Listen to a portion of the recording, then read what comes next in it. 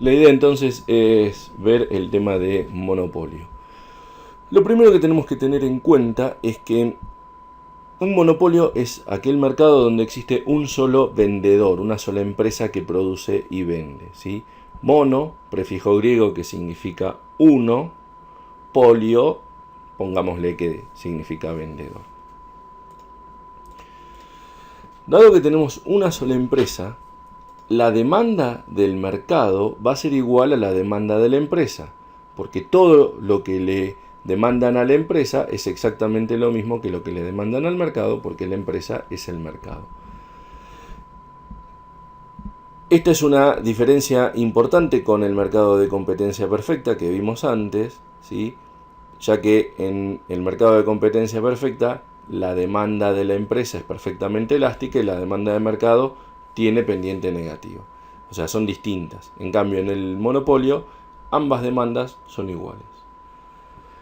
Como la demanda tiene pendiente negativa, el ingreso marginal va a ser una recta con la misma ordenada al origen que la demanda y el doble de pendiente.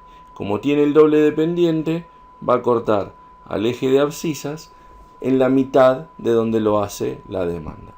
Vamos a verlo esto con un ejemplo numérico. Supongamos una función de demanda cualquiera, ¿sí? Por ejemplo, P igual 400 menos 4 por Q. Si quisiéramos calcular el ingreso total, tendríamos que multiplicar precio por cantidad. Entonces, P por Q es igual a 400 menos 4Q por Q. Y entonces el ingreso total nos quedaría 400Q por menos 4Q al cuadrado. Recuerden que toda función marginal es la derivada de la total. Por lo tanto, para encontrar la función de ingreso marginal, derivamos la función de ingreso total. Esto es un paréntesis más que nada para los alumnos que están haciendo análisis, ¿sí? El resto que no sabe derivar, no se preocupen, no es necesario saber derivar. Derivamos y nos queda que el ingreso marginal va a ser 400 menos 8 por Q. Fíjense entonces lo que decíamos antes. Si comparamos la demanda con el ingreso marginal, tienen la misma ordenada al origen y la pendiente del ingreso marginal es el doble de la pendiente de la demanda. Entonces, si ustedes hicieran una tabla para poder graficar, les va a quedar que cuando Q es 100 en la demanda, cuando Q es 100 el precio es 0, o sea lo que sería este punto, y con el ingreso marginal, cuando Q es 50 el ingreso marginal es 0, lo que sería en este punto. Entonces, estamos verificando lo que dije hace un ratito. El ingreso marginal va a ser una recta con la misma ordenada al origen y el doble de pendiente, por lo tanto va a cortar al eje de abscisas en la mitad de donde lo hace la demanda. Ponemos la curva de costo marginal y tendríamos que tener en cuenta que la condición de equilibrio, ojo, acá hablamos de una condición de equilibrio, no de un punto de equilibrio, ¿sí? La condición de equilibrio es que el ingreso marginal tiene que ser igual al costo marginal. En el punto donde se cumple la condición de equilibrio, se determina la cantidad que va a producir el monopolio. Bien, esta es la cantidad eficiente de producción para el monopolio. Y para establecer el precio, por esta cantidad vamos hasta la demanda y así es como se establece el precio en el monopolio. O sea, básicamente lo que piensa, cómo establece el precio el monopolista. Dice, bueno, tengo que producir esta cantidad. Ok, ¿a qué precio voy a vender? ¿Cuál es el precio que están dispuestos a pagar mis consumidores por esta cantidad?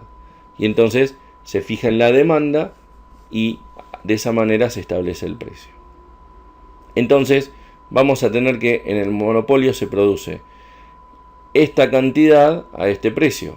Si multiplicamos precio por cantidad nos va a dar la superficie de este rectángulo, que sería el ingreso total.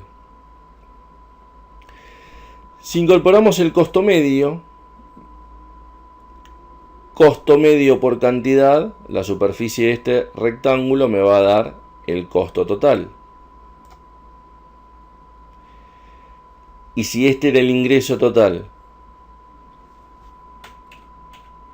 si esto es el ingreso total y este es el costo total, la diferencia va a ser el beneficio.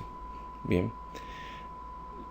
Lo que tendrían que pensar, bien, resolver es si todo monopolio necesariamente siempre va a tener beneficio. Digo, ¿qué les parece? ¿Todo monopolio siempre va a tener beneficio? Digo, si ustedes tienen la suerte de poder lograr conseguir hacer un monopolio, ¿tienen asegurado tener beneficio? Y la respuesta a esta pregunta es no. Bien, o sea, un monopolio no deja de ser una empresa que vende productos o servicios. Bien, entonces, para que ese monopolio sea exitoso, para que el monopolio tenga beneficio, se tienen que dar las mismas condiciones que para que cualquier empresa, ¿sí? El producto o el servicio que vos estás ofreciendo tiene que ser útil, tiene que tener demanda y, por supuesto, tus costos tienen que ser menores que tus ingresos o tus ingresos mayores que tus costos. Bien, un error bastante común entre los emprendedores que piensan que van a hacer un monopolio y demás es sobredimensionar su empresa y entonces terminan teniendo beneficio porque tienen una empresa con una capacidad instalada enorme para producir cualquier cantidad de producto y en definitiva terminan produciendo mucho menos porque su demanda es mucho menor. Entonces, no necesariamente todo monopolio va a tener beneficio. Para lograr tener beneficio, el producto o servicio que uno vende tiene que ser útil, tiene que tener demanda y, por supuesto, el ingreso tiene que ser mayor que los costos. Pasamos ahora a la comparación entre el monopolio y la competencia perfecta. Volvamos a este gráfico, ¿sí? Y asumamos que este es un gráfico de un monopolio, ¿sí? Analicemos este gráfico como si fuera el gráfico de un monopolio. Entonces, la condición de equilibrio, ingreso marginal igual costo marginal, se da en este punto. Bien, esta condición de equilibrio nos determina la cantidad que va a producir el monopolio. Y para establecer el precio vamos hasta la demanda y nos fijamos el precio al que se vendería en el monopolio. Perfecto. Ahora, si esto fuera un mercado de competencia perfecta, ¿dónde se daría el punto de equilibrio? ¿Cuál sería el punto de equilibrio si esto fuera un mercado de competencia perfecta? Recuerden que en competencia perfecta el costo marginal coincide con la oferta. Bien. Entonces, si la oferta va por el mismo caminito que el costo marginal, oferta igual demanda se va a dar en este punto. Ese sería el punto de equilibrio si este fuera un mercado de competencia perfecta. Y entonces, si el equilibrio se da en este punto, vamos a tener esta cantidad y este precio. Entonces, lo que puede observarse rápidamente con esta simple comparación que hemos dado es que en el monopolio se produce menor cantidad a mayor precio que en competencia perfecta. De esta manera estamos verificando que la sociedad como consumidora se ve perjudicada por tener un monopolio o por tener más de un monopolio. Pero digo, el hecho de que haya monopolios en algún punto podemos pensar que perjudica a la sociedad porque se produce menos cantidad y se vende más caro, ¿sí? Entonces uno como consumidor ante un monopolio putearía. Bien. Acá tenemos las conclusiones a las que acabamos de llegar, ¿sí? En el monopolio se produce a un precio mayor una cantidad menor. Y entonces, si entendemos esto de que la sociedad se ve perjudicada por el hecho de tener un monopolio, bien, y pudiéramos calcular ese perjuicio, nos daría estos dos triangulitos y esta zona que está señalada en este recuadro, que básicamente eso es lo que se llama costo social del monopolio. El costo social del monopolio es el costo que debe afrontar una sociedad por tener un monopolio en vez de un mercado de competencia perfecta. O sea, por pasar de lo que sería un mercado de competencia perfecta a un mercado monopólico. Si tuviéramos que calcular este costo social del monopolio, tendríamos que hacerlo de la siguiente manera. Antes de poder calcularlo, tenemos que introducir los conceptos de excedente del consumidor y excedente del productor. Cuando hablamos de excedente del consumidor, nos referimos a la diferencia entre el precio de reserva y el precio de mercado. El precio de reserva es el máximo precio que una persona está dispuesta a pagar por un determinado bien o servicio. Bien, o sea, lo máximo que uno está dispuesto a pagar por un bien o servicio. Entonces, básicamente, el excedente del consumidor es la diferencia entre lo máximo que estás dispuesto a pagar y lo que realmente pagas. ¿Ok? Por su parte, el excedente del productor es la diferencia entre el precio al que vende, lo que sería el precio de mercado, y el mínimo precio al que estarías dispuesto a vender. Bien, como podemos observar, como podemos determinar, el excedente del consumidor se trata del consumidor, ¿sí? Bien, lo vamos a ver desde la demanda, mientras que el excedente del productor se trata del productor y lo veremos desde la oferta. ¿Sí? Tenemos la demanda, la oferta, el punto de equilibrio, que me determina la cantidad, y el precio de equilibrio. Teniendo en cuenta esto, ¿sí? Viendo la demanda, el máximo precio al que está dispuesto a pagar este consumidor sería este, ¿sí? Este sería el precio de reserva. Por lo tanto, la diferencia entre lo máximo que está dispuesto a pagar y lo que realmente paga, que es el precio de equilibrio, va a ser este triángulo de acá arriba, que no es otra cosa que el excedente del consumidor. Si quisiéramos calcular el excedente del productor, tenemos que el productor vende al precio de mercado, al precio de equilibrio, pero al precio mínimo que está dispuesto a pagar, a vender, perdón, sería este. Por lo tanto, la diferencia entre el precio al que vende y el mínimo precio al que estaría dispuesto a vender sería el triángulo este de abajo, que no es otra cosa que el excedente del productor. Teniendo en cuenta estos conceptos, volvemos a ver el tema del costo social del monopolio, cómo hacer para calcularlo. Teníamos que este triangulito era el costo social del monopolio, ¿verdad? Ok, ahora, pensemos que estamos en el mercado de competencia perfecta, ¿sí? Este sería el precio de equilibrio, el precio de competencia perfecta, por lo que todo este triángulo de arriba sería el excedente del consumidor. Si pasamos al punto de equilibrio del monopolio, si pasamos al monopolio, este sería el precio al que vende el monopolio, por lo que ahora el excedente del consumidor se reduciría achicándose a este triangulito de acá arriba. Lo cual en algún punto es bastante lógico si lo pensamos, porque lo que hace el monopolista es apropiarse del excedente del consumidor. O sea, lo que dice el monopolista es, ok, si estás dispuesto a pagar más, paga más, ¿sí? Cosa que en competencia perfecta no se puede, justamente porque hay competencia.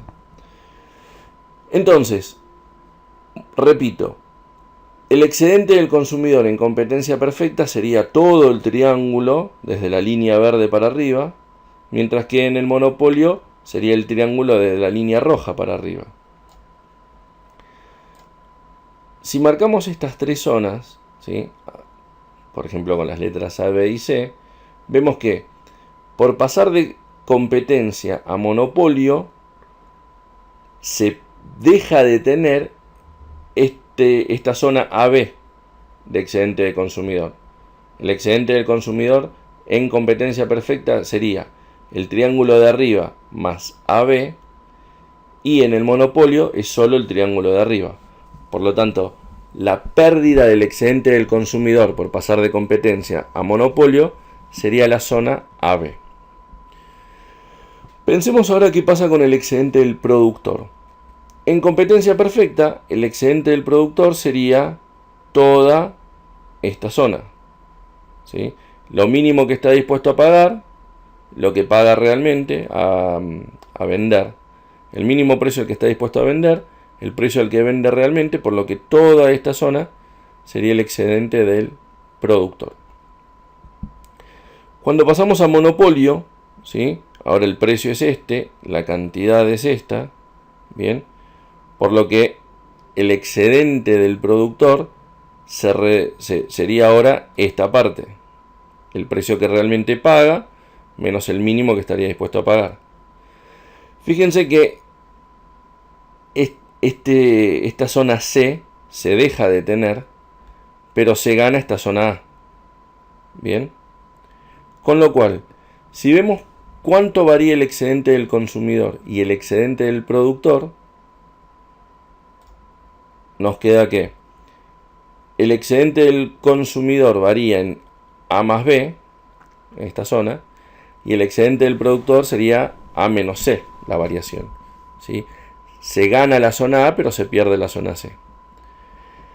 Si sumamos, o en realidad si restamos, nos queda que la variación de los excedentes del consumidor y del productor por pasar de competencia a monopolio es B más C, que justamente es lo que habíamos dicho en su momento, ¿sí? Entonces, desde lo teórico, el costo social del monopolio es el costo que debe afrontar una sociedad por tener un monopolio. Para calcularlo, tendríamos que calcular los excedentes del consumidor en competencia, del consumidor y del productor en competencia perfecta y en monopolio, y ver cuánto varían estos mismos excedentes. Seguimos ahora y pasamos al tema de discriminación de precios. Cuando hablamos de discriminación de precios nos referimos a cobrar distintos precios por un mismo bien o servicio. En general, este tipo de estrategia comercial se da en aquellos mercados donde no son perfectos, en mercados imperfectos. Por ejemplo, el monopolio, pero no únicamente el monopolio, también se puede dar en otros mercados imperfectos como oligopolios, competencia monopolística, etc. ¿Sí? Pero más allá del monopolio en sí, pensemos ahora en la discriminación de precios, como esto que les digo, ¿bien? Como cobrar distintos precios por un mismo bien o servicio. De esta manera tenemos tres tipos de discriminación de precios, así como los más importantes. Hay más, pero estos son así como los más importantes. Y muy sencillamente de primer grado, de segundo grado y de tercer grado. La discriminación de precios de primer grado es cuando a cada consumidor se le cobra su precio de reserva. Esto en realidad es muy difícil de hacer, o sea, es una cuestión más bien teórica. En la práctica, siendo estrictos, es prácticamente imposible, porque no hay manera de que yo sepa exactamente cuánto es lo máximo que están ustedes a pagar por un determinado bien o servicio. De hecho, si nos lo ponemos a pensar, ni siquiera yo sé cuánto estoy dispuesto a pagar yo como máximo. Digo, si vos me decís, ¿cuánto es lo máximo que estás dispuesto a pagar por una manzana? Y no sé, por una manzana te pago como máximo 20 pesos. 20 pesos. O sea que 20 pesos con un centavo, ¿no? Y bueno, sí, está bien, 20 pesos, un centavo. Ok, entonces no era 20 pesos, es 20 pesos con un centavo, con 2, con 5, o sea, ¿cuánto es lo máximo que estás dispuesto a pagar por algo? En la práctica esto es imposible de realizar, es una cuestión más bien teórica. Sin embargo, hay distintos ejemplos que, sin ser estrictamente discriminación de precios de primer grado, podríamos pensar que se acercan bastante. Por ejemplo, el médico de una ciudad pequeña, de un pueblo chiquito, el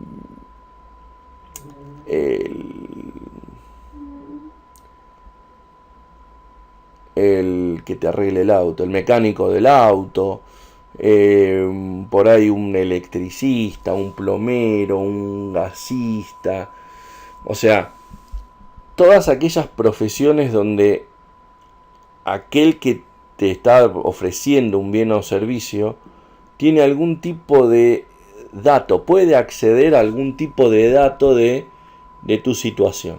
Entonces, el plomero o el gasista o el electricista viene a tu casa y ve cómo es tu casa, dónde vivís, cuántos ambientes, cuántos metros, qué tenés, qué no. O sea, mal que mal eso en un pantallazo se ve, ¿sí?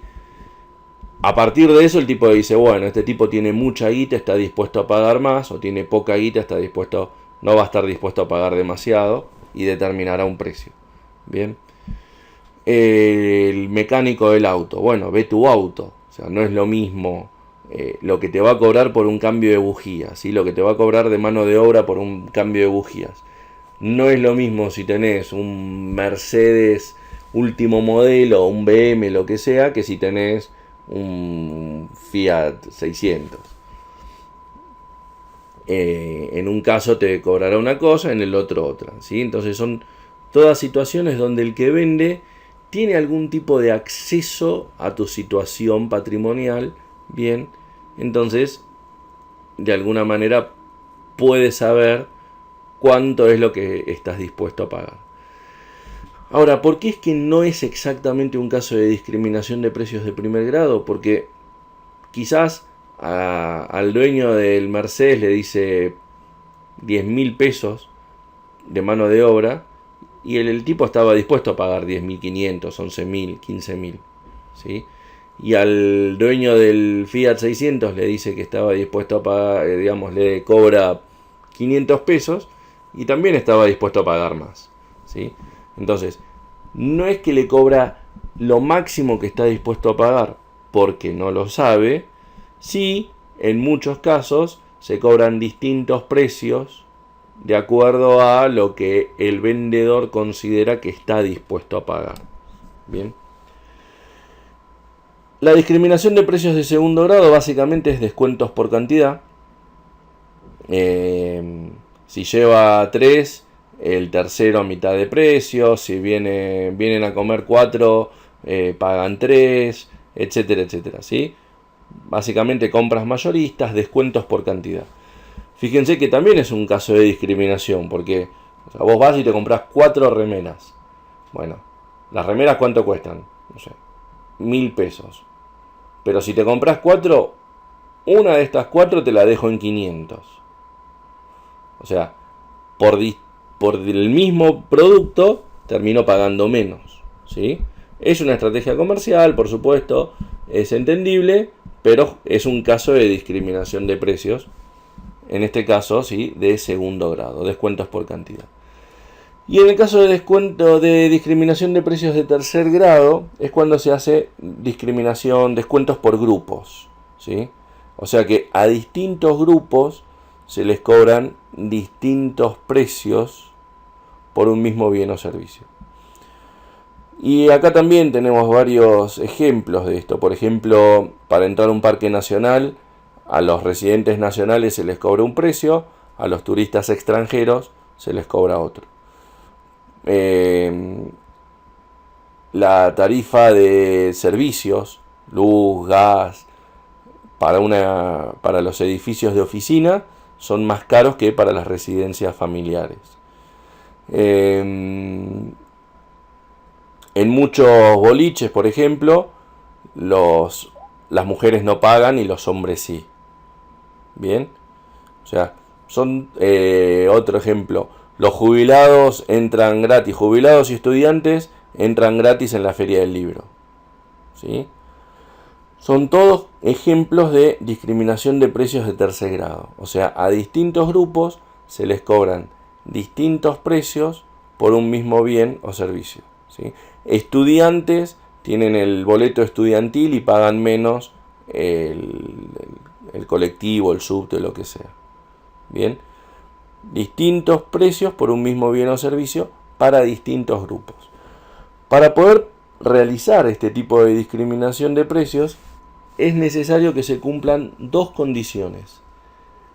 que los grupos sean distinguibles, ¿sí? que se puedan distinguir, y en segundo lugar, que los grupos tengan distinta elasticidad precio y distinta elasticidad renta. ¿Por qué tienen que tener distinta elasticidad precio y distinta elasticidad renta? Porque la elasticidad precio y la elasticidad renta en algún punto determinan la cantidad que está dispuesto a pagar, ¿sí? La elasticidad precio está íntimamente relacionada con la necesidad que se tiene por ese bien. Entonces, a mayor necesidad que vos tengas por ese bien o servicio, más vas a estar dispuesto a pagar. La elasticidad renta está relacionada con tu poder económico. Cuanto mayor sea tu nivel económico, más vas a estar dispuesto a pagar. Por eso es que a los grupos se los distingue por su elasticidad renta y por su elasticidad precio. Bien, espero que haya quedado claro. Con esto terminamos lo que vamos a ver de monopolio. Y cualquier duda o consulta me la mandan por mail y lo vamos manejando. Hasta luego.